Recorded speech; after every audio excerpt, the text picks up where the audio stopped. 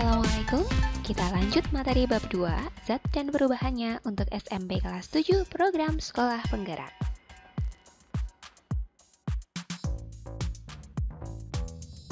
Subtopik berikutnya adalah perubahan fisika dan kimia.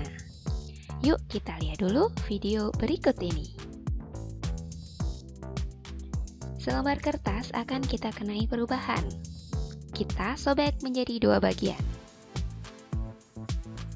Bagian pertama kita sobek lagi menjadi dua bagian dan disobek terus sampai menjadi bagian-bagian yang kecil.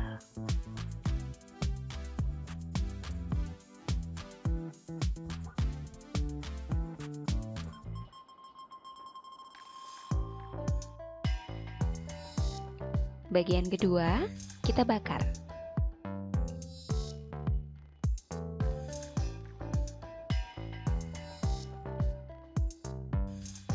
Tentu saja ya, kertasnya terbakar dan berubah menghitam menjadi abu. Dari dua perlakuan tadi bisa menebakkan bahwa ternyata ada dua jenis perubahan pada suatu materi, yaitu perubahan fisika dan perubahan kimia. Kita cari tahu dulu yuk tentang perubahan fisika. Dari kegiatan tadi, bagian pertama dari kertas yang kita bagi dua, kita mengubahnya dari ukuran yang besar menjadi lebih kecil. Tapi walaupun menjadi kecil, materinya tetap kertas kan? Jadi walaupun disobek-sobek, sifat materi kertas tidak berubah. Inilah yang dimaksud dengan perubahan fisika. Jadi ciri pertama perubahan fisika ini adalah hanya melibatkan bentuk fisik. Sifat materinya tetap sama aja atau tidak menghasilkan zat baru. Nah, sekarang kita kaitkan dengan materi yang kemarin nih, perubahan wujud zat. Misalkan saja es batu ya. Es akan mencair jika diberi suhu yang tinggi.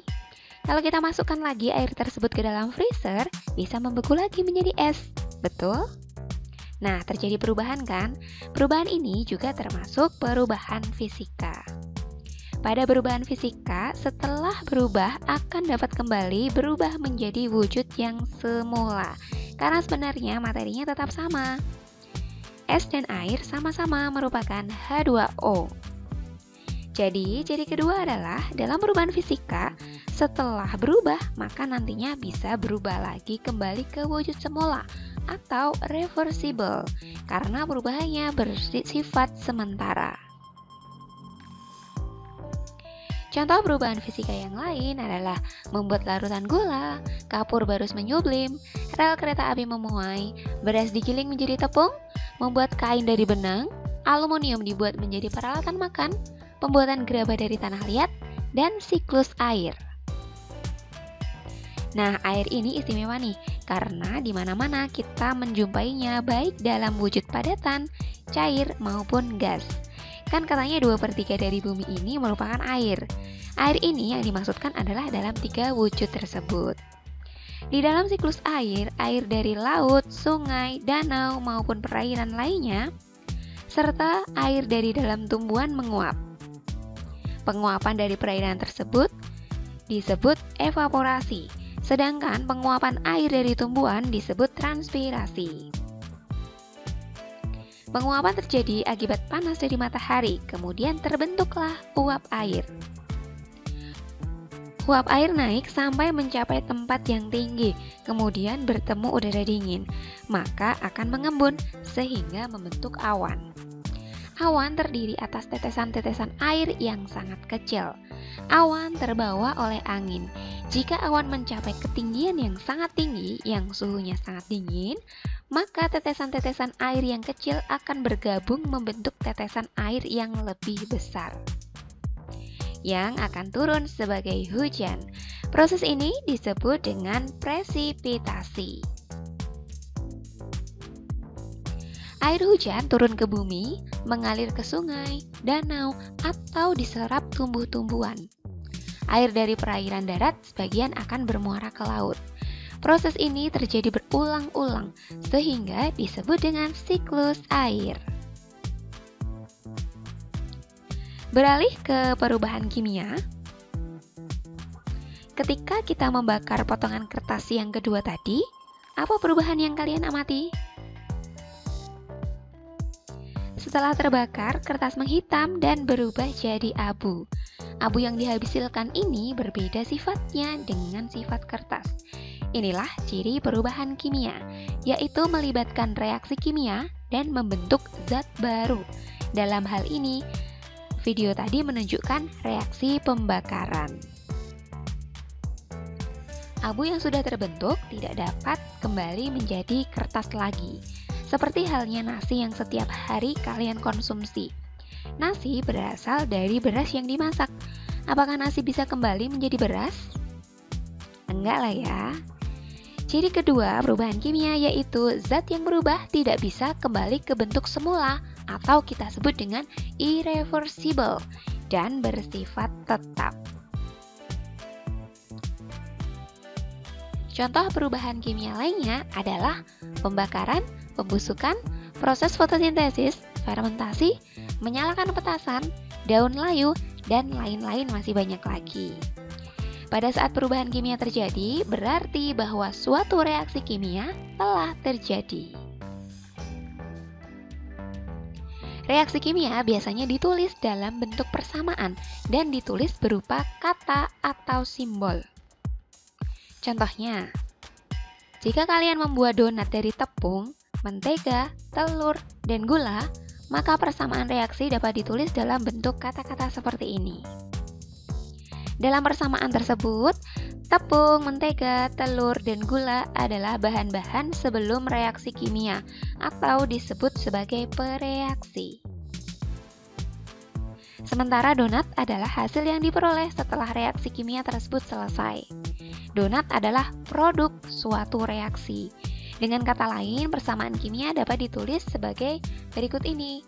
Jadi, pereaksi menghasilkan suatu produk.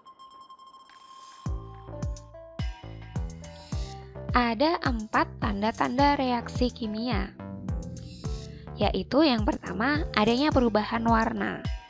Seperti kita memanggang roti, tadinya roti berwarna putih, warnanya berubah menjadi kecoklatan setelah dipanggang. Contoh lagi nih,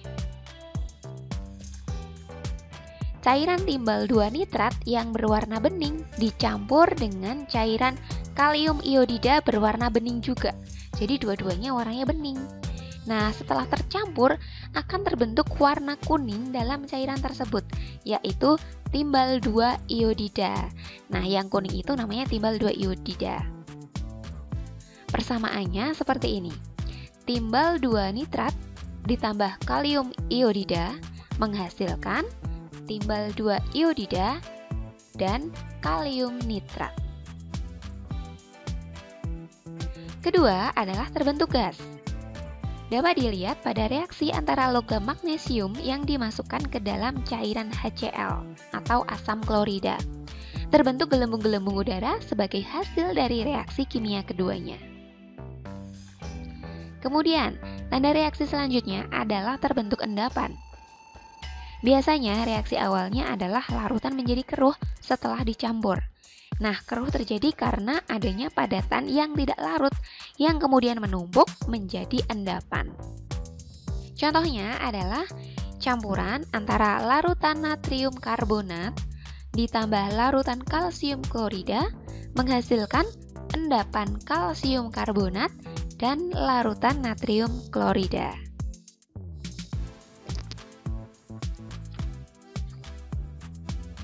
Terakhir, adanya perubahan energi. Misalnya saja, reaksi kimia pada peristiwa ledakan menunjukkan adanya cahaya dan panas. Cahaya dan panas merupakan bentuk energi. Saatnya uji pemahaman. Setelah kamu mempelajari materi perubahan zat fisika dan kimia dengan menyimak video ini, buatlah mind map atau peta konsep yang menarik dengan kreativitasmu masing-masing. Selamat berkarya! Terima kasih, sampai jumpa. Wassalamualaikum warahmatullahi wabarakatuh.